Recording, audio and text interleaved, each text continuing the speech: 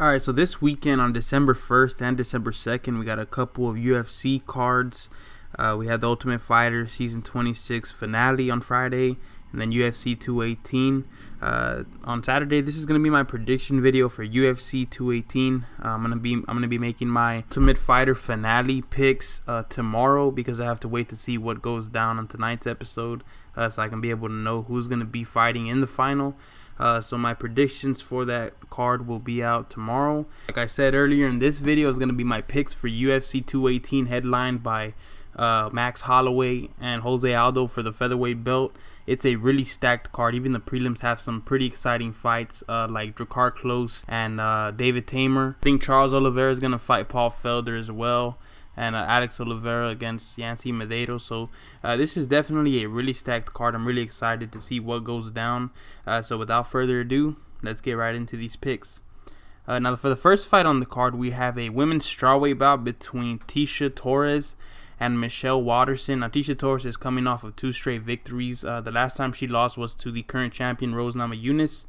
But like I said, she's coming off of 2 straight wins against Juliana Lima and Bec Rawlings, both impressive victories. In the fight against Bec Rawlings, who was the bigger fighter, the stronger fighter, much longer, she looked really impressive. Her boxing looked really good. She actually outlanded Bec Rawlings in terms of distance strikes, which is really ironic due to the fact that Tecia Torres was the smaller fighter, but she did an excellent job of being able to box, get on the inside when she needed to, and then being able to get outside before Bec Rawlings was able to counter. It was just pressuring the entire fight. So it was a really good win for her. Looked really good in that fight. In her last fight against Juliana Lima, she also looked really good. I mean, it was like a weird grappling exchange, and then somehow, I think when Juliana Lima was trying to shoot for a takedown or go for one of the legs, Tecia Torres was able to get her back and sank in a rear naked choke. So, she's definitely carrying the momentum. Michelle Waterson is coming off a loss. The last time she stepped into the octagon, she got submitted by Rose Namajunas, who, like I said earlier, is the current strawweight champion of the world. I think that Rose Namajunas, is her movement and her striking is just really something that caught me by surprise. I've always known that she was a really good striker. I always knew that she had underrated movement, but it just really hit me that how good she was in that fight against Joanna Jędrzejczyk when she was able to dethrone her and get the belt. So I mean, both of these women have lost to the current champion, but they're both very talented fighters. Waterson comes from a karate background, has really nice kicks, really good footwork as well, pretty solid boxing, and her ground game is really good too. She was able to get a couple of submission victories. I believe just about 2/3 of her professional victories are submissions. She was able to submit Paige Van Zandt the fight before she went up against Rose Namajunas. So she's a well-rounded fighter, I would say. Now in this fight, I just think that the pressure of Tecia Torres is going to make the difference. I think it's a very close fight to call. It's a toss-up. It was really hard for me to make a pick on this fight, but I just think that at the end of the day, Tecia Torres' pressure and her boxing skills are going to be able to neutralize all of Waterson's strengths, and I think that's what's going to happen. I think it's going to be a close competitive fight. I think it's going to go the distance, but I do see Tecia Torres outlanding Michelle Waterson. 2 out of the 3 rounds are coming away with the unanimous decision victory. Now next up, we have a lightweight bout between Justin Gaethje and the former lightweight champion Eddie Alvarez, and this is going to be an exciting bout. I do think this fight is probably my pick to be fight of the night. Both of these guys stylistically just match up so well. They're both brawlers. They both like to put pressure, come forward, and at the end of the day put on good performances for the fans. So it's definitely the fight that I have my eye on, the fight that I'm most excited to see, and I do think it's going to be a bloody war. Now Eddie Alvarez, like I said, is the former champion. He has some solid victories over great opponents like Anthony Pettis, Rafael dos Anjos. He's a really good wrestler, a really good boxer, and his ground game ain't too bad either. So I definitely say that Eddie Alvarez is definitely one of the more well-rounded fighters in that division. Obviously, he was a champion for a reason before he got knocked out by Conor McGregor. But he's tough, man. He's tough. He's durable. He does tend to get wobbled in almost every fight that he's in. He doesn't have the best of chin, but he has excellent recovery. So he'll get hurt, but more than likely he's going to get back up. And we saw that a few times in the Conor McGregor fight. We also saw that in his last fight against Dustin Poirier. I mean, he was wobbled bad. Poirier had him against the cage. He was landing shot after shot. It looked like he was going to put Eddie Alvarez away. But while Poirier was unloading, trying to finish the fight, Alvarez caught him with a counter punch, and he hurt Poirier. So it was a back and forth fight. Obviously, there was that thing with the illegal knees that Eddie Alvarez landed on Dustin Poirier. The fight was eventually called, I believe, a no contest. And now he's fighting Justin Gaethje. Justin Gaethje just made his UFC debut against Michael Johnson. He has an undefeated record, right? He hasn't lost. And he was one of the better fighters outside of the UFC, fighting for different promotions. I believe he was at World Series. The UFC brought him in, and they made a smart move because his style is so fan-friendly. He puts enormous amounts of pressure from the minute the fight starts to the minute it ends. He's in your face, and he also has a good ability, or he has a great ability to be able to take a shot. That's what he's known for. So he'll take a shot. He's willing to take a shot to land two, and that's just the kind of heart, that's just the desire that this guy has. He's always coming forward. He has really strong leg kicks. If you leave that front leg vulnerable, if you leave it open, if you don't check the kicks, he will eat that lead leg up. That's just the kind of power that he possesses in his kicks. He's a really good wrestler. I believe he was a college wrestler. His boxing is really good. The only knock that I have on Justin Gaethje is that his defense is not too good, and that was seen against Michael Johnson. He tends to stand upright, his hands a little bit lower, and he gets hit a lot. He does absorb a lot of punches, but he has a heck of a chin. He also has really good recovery. So now, like I said, I do think this is going to be a heck of a fight. I do think it's going to be a bloodbath. In the beginning of the fight, I do think it's going to be a bit of a feeling out process, the first 1 or 2 minutes for both fighters. But after that, I do think it's going to be bombs away. I think these guys are going to land heavy shots on each other. The only thing I would watch out for, and I am kind of, I've been thinking about, is Eddie Alvarez's game plan. I do think that there is a possibility that he can come in there and utilize his wrestling, or try to utilize his wrestling, try to grind Justin Gaethje up against the cage, wear him out, because Gaethje doesn't really have the best gas tank. But I do think Justin Gaethje is well aware of that. I do think that he's game planning for Eddie Alvarez to try and take this fight into the later rounds. So I do trust Justin Gaethje and Trevor Whitman and his coaching staff to be able to come up with a game plan that's going to neutralize all of Eddie Alvarez's strengths. Now, I do think that Gaethje is stronger. I think he hits harder, and I think he's more durable at this point in his career. Now, as far as how I think the fight is going to go, I do think that Eddie Alvarez is going to have some success in the boxing aspect of the fight game. Early on, I think in early round 1, I think Eddie Alvarez will land a shot.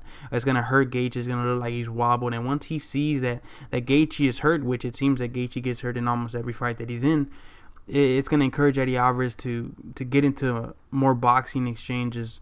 And I think that when Eddie Alvarez sees Justin Gaethje's legs wobble, I think it's going to make him, or give him the confidence, right, to believe that he's going to be able to knock out Justin Gaethje. And even though Gaethje gets hurt, even though he gets wobbled time and time again, even though he was wobbled multiple times against Michael Johnson in his last fight, knocking Justin Gaethje out is something that is extremely, extremely hard to do. So because of that, like I said, I think Alvarez is going to gas himself out trying to finish Justin Gaethje. It's not going to happen. As the fight drags on, I think Gaethje's going to attack the legs. He's going to eat Eddie Alvarez, lead leg up. And then I think he's going to attack the body. I think he's going to break Eddie Alvarez down. And then sometime in the mid to late second round, I do think Gaethje start to try and finish Alvarez. I do think he's going to land either an uppercut, an overhand, or a hook with all that power that Gaethje possesses, and it's going to hurt Alvarez. It's going to drop him, and then Gaethje's going to get on top of him. He's going to land a couple of shots, and then the referee's going to be forced to step in the middle and finish and stop the fight. So I do think that Justin Gaethje is going to come away with a second round TKO victory.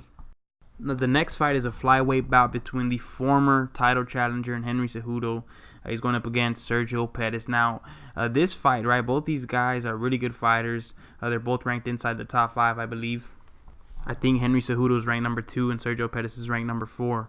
Now, in my eyes, right, and I think pretty much in everybody else's eyes, that this is the number 1 contender fight. Obviously, depending on what Demetrious Johnson wants to do. Is he going to defend his belt in a super fight against TJ Dillashaw, or are you going to take a fight from within the division? Now, if he does choose to do that, right, the second thing that I said, this is the number 1 contender fight. And now Henry Cejudo has gotten his crack at Demetrious Johnson. He was knocked out or TKO'd in the first round. he completely got demolished by Demetrius Johnson. But that's DJ, right? He's one of the greatest we've ever seen. He's beaten everybody, or close to everyone in that division, including most of the guys that make up the top 5, right? He's beaten Wilson Hayes, he's beaten Joseph Benavidez twice, and he's beaten Henry Cejudo, as I just mentioned. The only guy in the top 5 that he has not beaten is Sergio Pettis. Now, Pettis is coming off a big-time win, right, against another young stud in Brandon Moreno. His striking was really on point, really technical, really smart, a really good counter striker. And his ground game is really good as well. I mean, if you look at the first round, Brandon Moreno was able to get his back, controlled him for a majority of the first round, was close to sinking in a rear naked choke a couple of times.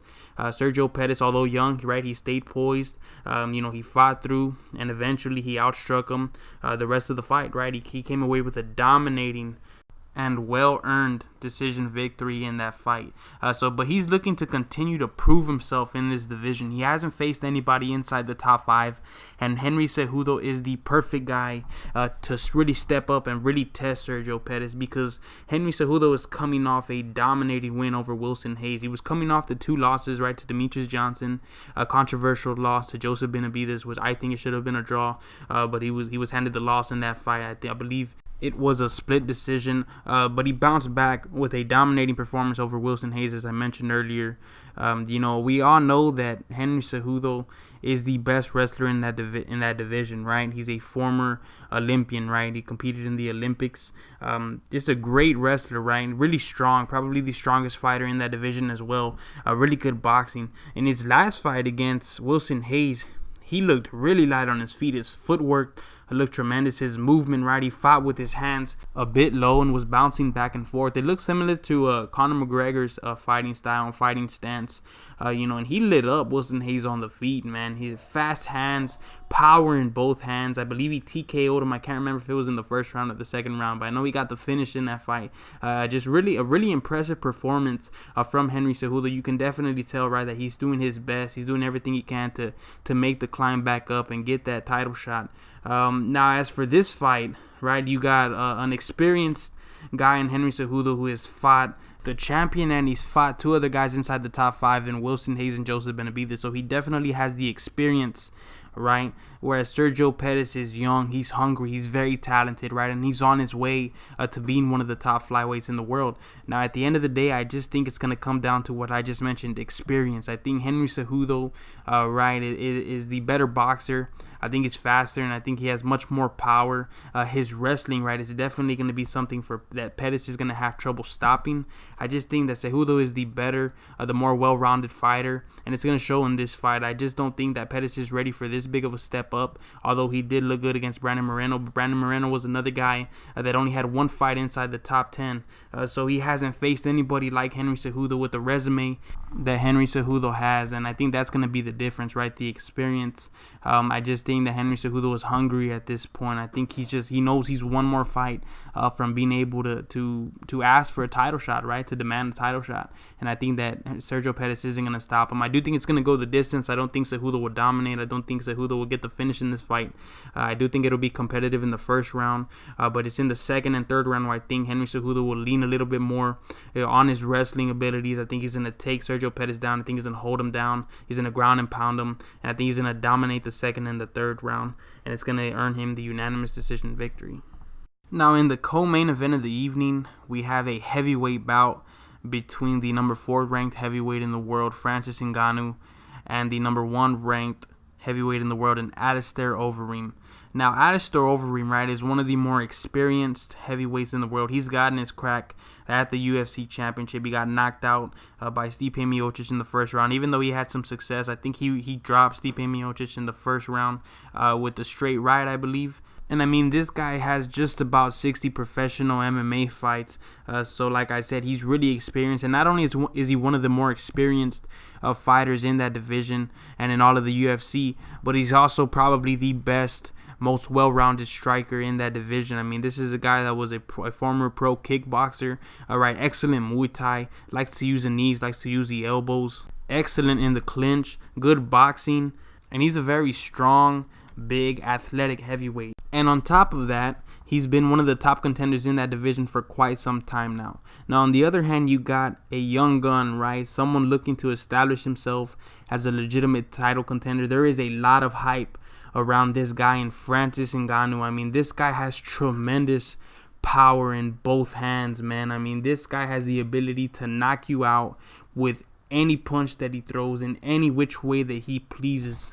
And the scary thing about him is, unlike Alistair Overeem, he is not that experienced. Obviously, he only has 11 professional fights, but he's only been training MMA for, I believe, like 4 or 5 years or something like that, man. I mean, this guy hasn't even reached the pinnacle of what he can be, right? He hasn't even fulfilled his or reached his true potential. You know, I mean, this guy is a scary striker, tremendous power, and I believe his ground game is improving as well. He's extremely hard to take down because he's so strong. 4 of his professional wins come by submission.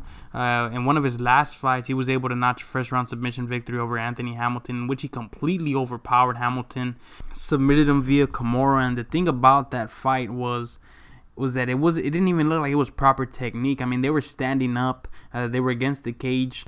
I believe Hamilton was trying to get Ngannou to the ground. Ngannou grabbed his arm behind his back, just dragged him to the ground, and was able to sink in the submission. It looked like I said, it didn't even look like it was proper technique. He just completely overpowered him. He showed that he is extremely strong, and he's developing into a very well-rounded fighter. And once he becomes the best he can be in every aspect of the fight game, he's going to be extremely hard to beat. Now, when it comes to picking this fight or this bout, it's very similar to the Cejudo Pettis fight, right? You got one guy with experience, and you have another one with talent. Now, although Overeem is the more experienced fighter, right, although he's well-rounded, his ground game is pretty good too, right, I can see how a lot of people are going to be picking him in this fight, being that, you know, he might outsmart Francis Ngannou. He's probably going to come up with a game plan, right, that's going to neutralize Ngannou's power. Maybe he's going to try to out-wrestle Ngannou early on in the fight. Now, the only thing, right, that makes me hesitate in picking Alistair Overeem or being confident in that pick is the fact that he has a glass chin. I mean, he has 15 professional losses. 10 of those have been knockouts, right? He's been knocked out 10 times throughout his professional career. He does not have a chin. If you look at his last fight against Fabricio Verdum, it was a very close fight. I believe going into the third, it was 1-1. And in that last round, they engaged in a clinch. Fabricio Verdum landed a knee to the chin of Overeem, and it wobbled him. And not only that, but he's been knocked out by Stipe Miocic. He's been knocked out by Ben Rothwell. He's been knocked out by Travis Brown, as well as Antonio Bigfoot Silva and all them boys. So he doesn't have a chin. And I think that when you're fighting someone as dangerous right on the feet as a guy like Francis Ngannou, I think there's always a possibility that he's going to land one, he's going to hurt Overeem, and he's going to put him away. Now, it's extremely tough to pick this fight because it can go either way. Like I said earlier, Overeem can outsmart him, can come up with a game plan that can neutralize Francis Ngannou's power, perhaps wrestle him, get the fight to the mat where Alistair Overeem might have the advantage, or he's going to get caught.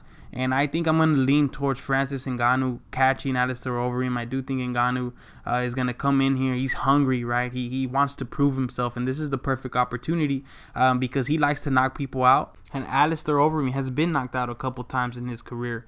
But it would not surprise me if Alistair Overeem frustrates Francis in the first round. I think he's gonna outpoint him in the first round. I think he's gonna try to box him from the outside. He's gonna be light on his feet. I think he's gonna move more than we usually see Alistair Overeem do because he's gonna try his best to avoid those big power shots of Francis Ngannou.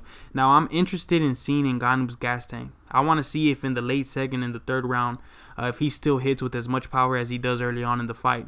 I do think, right, that although Ngannou's going to get frustrated in the first round because Overeem's going to be hard to hit, I think coming into the second round, he's going to calm his nerves a little bit, right? Because this is a big stage, the biggest stage that Ngannou has been on so far. So I do think it's going to take him a while to adjust, especially when it comes to fighting an opponent this experienced, this good, right? This is the best fighter that Ngannou has ever faced so far in his young career. But I do think that sooner or later, Ngannou's going to close the distance. And I think he's going to pressure more in the second round after he gets a feel for Alistair Overeem's game plan. And once he does that, he's going to land a bomb to the chin of Overeem. And I don't think it's going to be a TKO. I think it's going to be a knockout. I do think Ngannou's going to catch Overeem clean. It's going to put him to sleep. And Francis Ngannou is going to prove all the hype right. I'm going to give him the second round knockout. And he's going to earn a title shot for the heavyweight championship. Now, in the main event of the evening, right, we have the featherweight champion, Max Holloway. Is going to be defending his belt against the former champion, Jose Aldo. And Jose Aldo, right, in many people's eyes, not just my own, is one of the greatest UFC fighters in the history and the best featherweight of all time. This guy is extremely well-rounded, really good boxing, the strongest leg kicks that you will ever see, a really strong grappler, excellent ground game. He's a black belt in Brazilian Jiu-Jitsu, power in both hands, and can finish the fight in a variety of different ways. And he's beaten the best of the best. You know, he's beaten Frankie Edgar.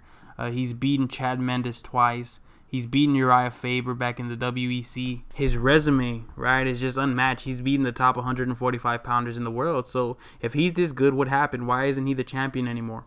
What happened is Conor McGregor, right? Conor McGregor got a shot at Jose Aldo, who at the time hadn't lost in 18 fights, right? McGregor ends up knocking him out, caught him clean with the left hand, knocked him out in 13 seconds, right? And that was really surprising for a lot of UFC fans because Jose Aldo had never been finished, let alone knocked out in that fast, right, ever in his career. And it really changed the direction of Jose Aldo's career. Now, McGregor went to fight for the 155-pound belt, right? Attempted to be the first ever two-weight champion. And in the meanwhile, Jose Aldo and Frankie Edgar fought for the interim featherweight championship, I believe, at UFC 200. So Jose Aldo won that fight. He was the interim title. Once Conor McGregor vacated the featherweight belt, Aldo was awarded the real featherweight championship. And in his first title defense against, he fought Max Holloway, who at the time had won 10 straight. Okay, and in that fight, Jose Aldo really showed the speed advantage that he had. He looked way faster, much lighter on his feet, was landing combination after combination in the first round. It looked like he hurt Max a couple times in the first round. I don't think Max was ever wobbled or anything like that, but you can tell he was stunned a little bit. And he was just taking it to Max in the first round, and it did look like he was going to make easy work out of Max Holloway. But Holloway pulled through, man. He pushed through. And Jose Aldo has a tendency to fade late in fights. And Max Holloway said it himself that he knew that the best chance to win the fight, to be able to land the shots that were going to hurt Aldo, were going to be in the later rounds, the third round, the championship rounds, the fourth and fifth round, right? And that's what happened. In the second round, you saw Max start to get some confidence, landed a couple shots on Jose Aldo. And in the third round, Jose Aldo tried to go for a shot on Max Holloway. When Holloway came in, Holloway moved back out, came back with a nice 1-2 that hurt Aldo bad, dropped him to the mat. Holloway was landing a couple shots on the ground, tried to go for a submission, gave it up, and just continued to land shot after shot on Jose Aldo. It looked like Aldo wasn't out. It didn't look like getting battered up that bad. But at the end of the day, if you're not defending yourself and you're getting hit as many times as he was, the ref is going to stop the fight. So although Aldo did plead that he was able to continue, that he wasn't hurt as bad as they thought he was, he still wasn't defending himself. Holloway was only going to continue to land more shots because Aldo wasn't making any attempt to get back up. So they stopped the fight, and Max Holloway made it 11 straight, and now he's the featherweight champion. Holloway, right, is one of the young stars in the UFC and has established himself as one of the best fighters on this roster. He's a great boxer, a great counterpuncher, well-rounded, really good ground game. He has a chin on him. And what I like about Max Holloway is his grind. I mean, this is a guy that fought top contender after top contender before getting his shot at the belt. Just like Tony Ferguson, you know, he had beaten Ricardo Lamas. He had also beaten Cub Swanson, Anthony Pettis. And when the time came to get his shot at the real belt, he showed up, man. And that's what I like about Max Holloway. He's always game. He's extremely tough. And once again, Jose Aldo is going to have it in for him, man. This is a tough fight. It's going to be a good fight, I think, early on. I think Aldo is going to come out. I think he's going to be a little bit more hesitant to exchange with Max Holloway because he felt the power and because Max Holloway's counterpunching abilities are off the charts. His boxing skills, like I keep saying, like I keep reiterating, are excellent. He's arguably the best boxer in that division. So I do think that Aldo is going to utilize the leg kicks more, man. He has some of the hardest leg kicks in the UFC. He didn't really use them against Max Holloway, and Holloway said he was surprised. He was kind of game planning, right? He was going to fight, you know, with a little bit of distance between him and Aldo because of those leg kicks. Aldo didn't utilize them, you know, and I expect him to utilize them in this fight. I do think he's going to attack the legs more. He's going to try to slow Max Holloway down because that's what you have to do. You have to hurt his body. You have to break him down physically. Because if you're just going to expect to try to outbox him, right, and bounce around and try to outland him, it's not going to happen because Max Holloway does not tire. Aldo does. So Aldo's going to have to be aggressive early on, but at the same time conserving enough energy in case the fight does go into the later rounds. But, I mean, I do expect Jose Aldo to come out, attack the leg, be smart, pick his shots in typical Jose Aldo fashion, and just try to outwork Max Holloway. But at the end of the day, I just don't think he's going to be able to get the job done. I think that this is Max Holloway's time. I don't think there's anybody right now in that division that can beat him. I think he's just on top of his game, right? He's reached his prime. He's the best Max Holloway that we're ever going to see. And he's the champ, man. So I think Aldo, right, is going to come in. He's going to have some success early on like he did in the first fight. But in the second, third round is when Max Holloway, the same thing, is gonna gain confidence. I think that's when he's gonna start to figure out Aldo's game plan. Once he figures out Aldo's game plan, Max Holloway is gonna start to be more aggressive. He's gonna start to let his hands go more, and because he's longer, because he's the better boxer, I think that he's gonna hurt Aldo again. I'm gonna say in the third round again. I think he's going to land a couple combinations that are going to hurt Aldo. I just don't think Aldo is the same fighter. I don't think he's going to be anywhere near the same fighter. I think his time is up, and that's okay. I mean, he's a legend. You know, you see all these legends in the sport do what they do for the sport, right? Be at the top of their game, beat the best of the best, but eventually they lose, and eventually they lose a step in their game, and I think that's what's happening to Jose. I think he's going to have it in for him in this fight. Max Holloway is just too good. And this is, like I said earlier, this is his time. This is his belt, and I don't see anyone taking it away from him. I don't see Jose Aldo beating him. I think it's going to be a good fight. I think it's going to be entertaining. But at the end of the day, Max Holloway is going to land the shots that's going to put Jose Aldo away in the third round. So I'm going to give Max Holloway the third round TKO. And he's going to be and still, man. And we're going to hear that for many more years to come. And then it's going to be on to bigger and better things for Max Holloway. Now, if you like these predictions, make sure to hit the like button. Make sure to comment down below your predictions for this Saturday's card. Make sure to subscribe if you haven't already. It is very much appreciated. But like always, we're going to see what goes down this Saturday. And I'll see you guys in the next video.